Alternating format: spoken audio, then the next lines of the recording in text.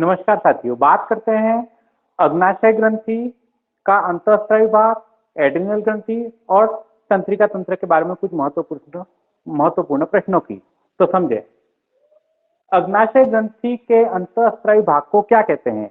तो अग्नाशय ग्रंथि का 99% भाग तो एनीसाई कोशिकाएं होती है जो कि बाह्य स्रावी होती है, और 1% भाग जो होता है वो अंतःस्रावी होता है जिसको लैंगरहैंस द्वीपिकाएं कहते हैं। और लैंगरहैंस द्वीपिकाएं 1% होती है जिसमें 3 प्रकार की कोशिकाएं पाई जाती है, अल्फा सेल, बीटा सेल और डेल्टा सेल।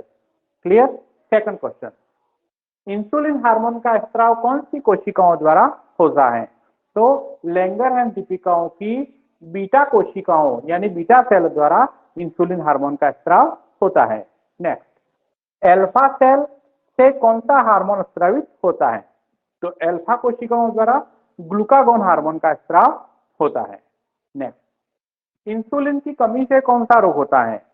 तो इंसुलिन की कमी से मधुमेह रोग होता है जिसको डायबिटीज मेलिटस कहते हैं, सामान्य भाषा में इसको शुगर कह देते हैं।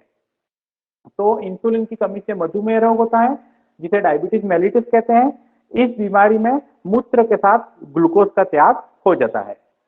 नेक्स्ट, ग्लूकागोन का क्या कार्य है। तो ग्लूकागोन ग्लाइकोजन को ग्लूकोज में बदलने का कार्य करता है। यह ग्लाइकोजन क्या है, हमारे शरीर में भोजन का संचय ग्लाइकोजन के रूप में होता है।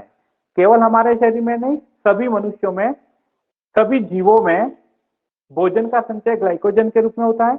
जब शरीर को ऊर्जा की आवश्यकता पड़ती है तो यह ग्लूकागोन हार्मोन ग्लाइकोजन को ग्लूकोज में बदलने का कार्य करता है।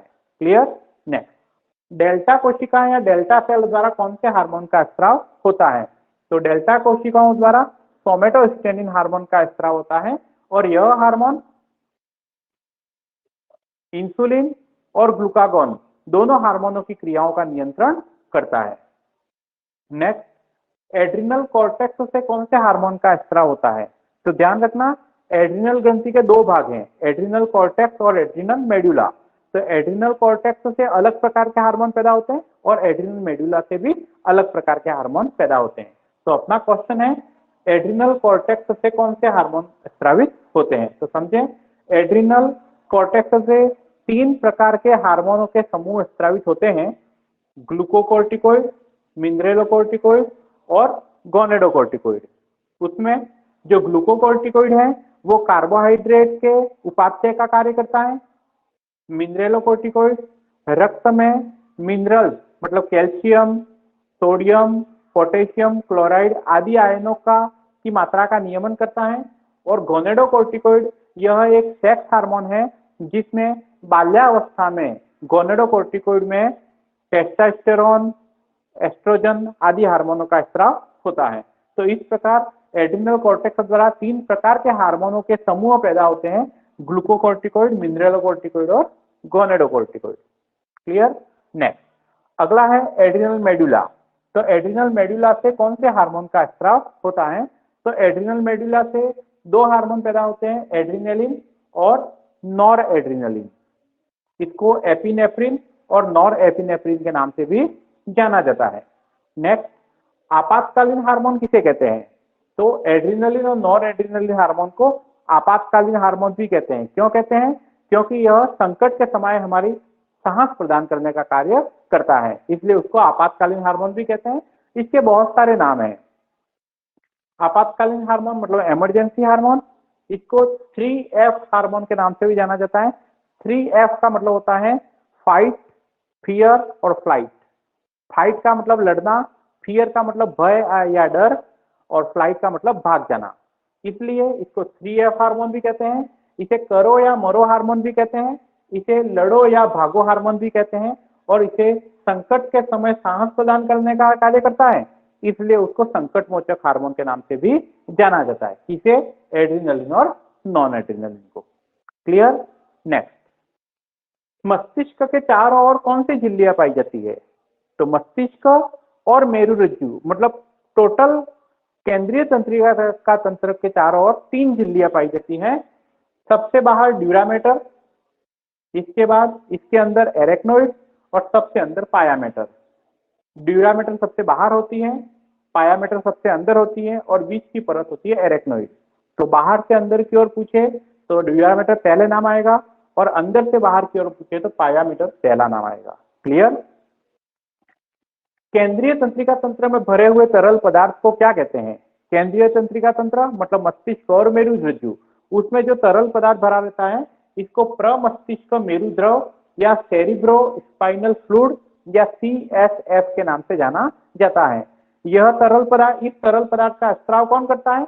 तो ये मस्तिष्क झिल्लियां, ड्यूरामीटर, एरेक्नोइड, पायामीटर, ये मस्तिष्क झिल्लियां प्रमस्तिष्क मेरुद्रव का स्त्राव करती है। इस द्रव का क्या काम है? मस्तिष्क में दाब को बनाए रखना, संक्रमण से सुरक्षा प्रदान करना, मस्तिष्क के अंगों की रक्षा करना, ये इनके महत्वपूर्ण काम है। नेक्स्ट, दोनों प्रमस्तिष्क गोलार्ध को आपस में कौन जोड़े रखता है? हमारे मस्तिष्क का सबसे बड़ा भाग होता है प्रमस्तिष्क। तो प्रमस्तिष्क के दो भाग होते हैं, दो गोलार्ध होते हैं। तो दोनों प्रमस्तिष्क गोलार्धों को आपस में कौन जोड़ा रखता है? तो एक आड़ा पट्टा लगा रहता है जिसका नाम है कार्पस कैलोसम। यह कार्पस कैलोसम प्रमस्तिष्क के दोनों गोलार्धों को आपस में जोड़े रखने का कार्य करता है।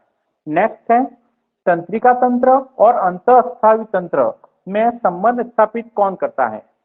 तंत्रिका तंत्र यानी मस्तिष्क का महत्वपूर्ण भाग हो गया, मस्तिष्क हो गया, और अंतःस्रावी तंत्र मतलब अंतःस्रावी ग्रंथियां, उन दोनों के मध्य संबंध स्थापित करने का काम कौन करता है? तो आंसर है हाइपोथैलेमस।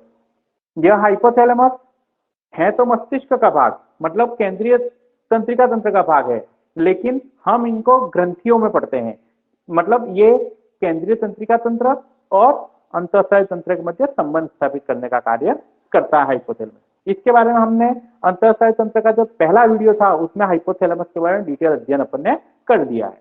नेक्स्ट, शरीर में संतुलन का कार्य मस्तिष्क का कौन सा भाग करता है? तो मस्तिष्क का सबसे बड़ा भाग है प्रमस्तिष्क और दूसरे नंबर का बड़ा भाग है अनुमस्तिष्क। तो संतुलन का काम अनुमस्तिष्क या सेरिबेलम करता है। यह संतुलन दो प्रकार का होता है, गतिक संतुलन और स्थिर संतुलन। जब हम गति कर रहे होते हैं, चल रहे होते हैं या दौड़ रहे होते हैं, उस समय शरीर को संतुलित रखना गतिक संतुलन कहलाता है, और जब हम बैठे हुए हो या खड़े हुए हो उस समय संतुलन बनाए रखना स्थिर संतुलन कहलाता है। क्लियर? अब शराब पीने के बाद कई बार आदमी लड़खड़ाकर गिर जाता है। परीक्षा में कई बार आता है कि शराब पीने के बाद आदमी लड़खड़ाता क्यों है? तो शराब में जो नशीला पदार्थ होता है अल्कोहल, यह अल्कोहल अनुमस्तिष्क को कार्य करने से रोक देता है, जिससे शरीर में संतुलन स्थापित नहीं हो पाता, यानी व्यक्ति लड़खड़ाता रहता है। क्लियर? नेक्स्ट, अनैच्छिक क्रियाओं का नियंत्रण कौन करता है? तो मस्तिष्क में एक मस्तिष्क का अंतिम भाग होता है मेडुला ऑब्लोंगेटा। कई किताबों में केवल मेडुला भी लिख रखा है। तो मेडुला शरीर में होने वाली सभी अनैच्छिक क्रियाओं, ऐसी क्रियाएं जिस पर हमारी इच्छा शक्ति का कोई नियंत्रण नहीं होता, ऐसी अनैच्छिक क्रियाओं का नियंत्रण मेडुला द्वारा होता है। ठीक।